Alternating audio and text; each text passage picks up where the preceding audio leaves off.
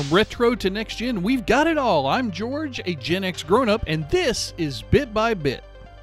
And here's a follow-up bit from Jimatsu.com. Missile Command Delta is finally getting some release dates published. We've talked about this game in Bit by Bit and on the YouTube channel, a whole bunch of other places, probably talked about in the podcast, I don't know. Anyway, it's coming out on PlayStation 5, Xbox Series, Xbox One, Switch, and PC. Now, the first couple, Xbox Series and Xbox One, are going to get released on July 8th, and it looks like everything else is coming out on July 18th, according to this, or they just have a typo in their article and everything's coming out on July 8th, and they added the 1 because maybe they messed up. I don't know. But anyway, the rest of the article is just what the Missile Command Delta is expected to be like, key features, and the release trailer, which we've already covered extensively here on Bit by Bit and Gen X Grown Up. So click in those videos. Just do some searches around. I'm sure you'll find them. But yeah, Atari is releasing this along with, who is it? Mighty Yell and 13AM. Those are some great names for some publishing companies. Hopefully this game lives up to the hype, because I know everybody here at Gen X Grown Up is really looking forward to it. Here's just a quick bit that makes me jealous from GameRant.com. Somebody picked up this cool retro console haul at a yard sale for under $200. And ladies and gentlemen, when I read this article, I was really upset that I don't go to yard sales often enough, nor that I have ever found this kind of a haul at one. So this guy was driving around, he saw a yard sale, he decided to pull over. He asked if they had any games, and they brought out a box full of consoles. And let's take a look. The photo below, which is right here, shows NES, SNES, Game Boy, and N64. And that's not all. There were also PS1, 2, 3, and 4 consoles included. The guy asked for a couple of hundred. The guy talked him down to 150, and he walked away with everything you see in this photo. Now, I mean, I'm stunned and sad at the same time, but happy for him that he got such a great haul. Of course, not all the consoles work, like he says down here in the details. All the PS4s and 1s work, but one of the PS2 works, and I guess another one doesn't. The PS3 doesn't work, seems to be broken, but you know, if you have enough skills or enough time, you can repair a lot of that stuff. Nintendo consoles boot up, but he doesn't have any games to play them with. Boo-hoo, right? The guy can find a way to get some games. There were some interesting issues, he says. The N64 has some melted plastic on the top. You know, that kind of stuff happens over time. But yeah, he got all these consoles in this picture for under $200. Ladies and gentlemen, I'm sad. Here's a review bit from GamingRespawn.com. There is a new controller out there from Retrobit for the Mega Drive Sega Genesis system. And it's called the Retrobit Wireless Mega Drive Controller. So they did a review here, and it's a pretty thorough review. I really like the way that they list everything out in sections. You know, what is it? How usable is it? They go through the design, and then is it worth your money? And then at the very end, they give you a good, bad checkoff list and a score rating of 8.0.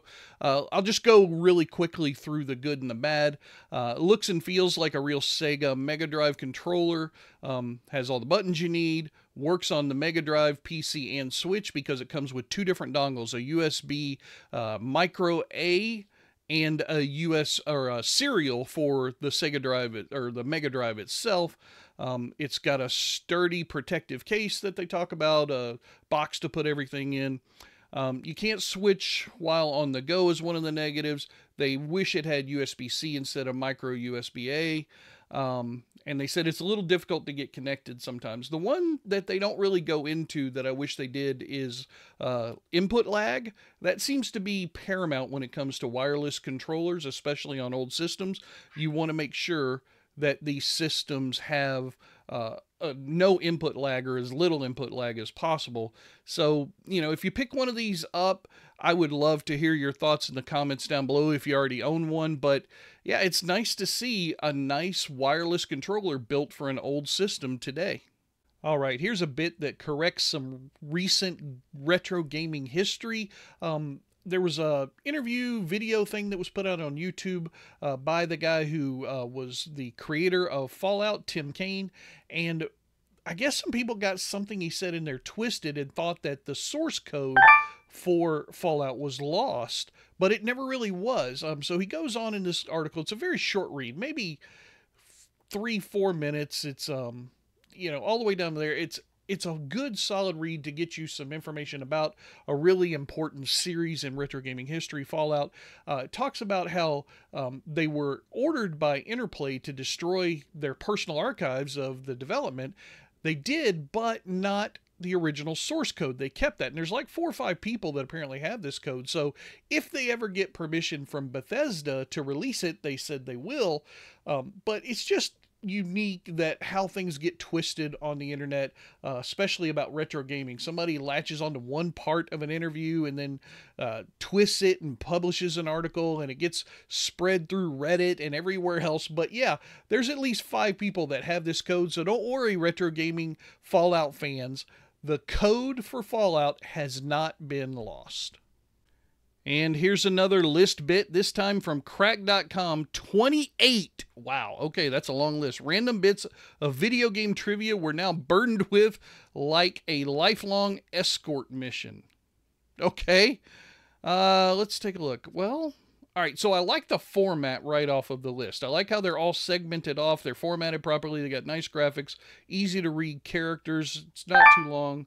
Let's take a look at some of these from the beginning. Number 28, you can transform Marcus Phoenix into Bethesda in Gears of War 5. Okay, that's cool. I don't know why I'm stuck with that. Cat Williams and Ricky Gervais performed stand-up in GTA 4. Okay. Gary Busey was an assassination target in Hitman. This could be a fun little bit of trivia. It's a lot of modern games. Oh, wait, here's a Space Invaders. Space Invaders' increasing speed is because of a hardware problem. Okay, I like this. I'm really enjoying this. Metal Gear is a stealth game because it started out on a slow system. I don't know if these things are factual or not, but I like this list. This is really cool. The best version of Zelda let you choose either a sword or a boomerang. All right. Atari MindLink, Game Boy Advanced e-reader. Over 500,000 game cartridges were buried in a New Mexico landfill. We all know that. John actually has one of those in his private collection. 16-bit Ronald makes the world safe for McDonald's, a Genesis game. Okay. Donkey Kong. They got a lot of cool bits in this. You know what? I'm going to take some time and go back and read this list a little bit more in depth, and you can too. I'll have the description down in the link below of this video. I'll have the link down in the description of this video. They got me all twisted around because it's crack.com, but 28 random bits of video games. This looks like a fun list. That's going to do it for the news making headlines in the gaming world right now. I am George, and if you want to see more, hit that subscribe button, and I'll keep on bringing you the news bit by bit.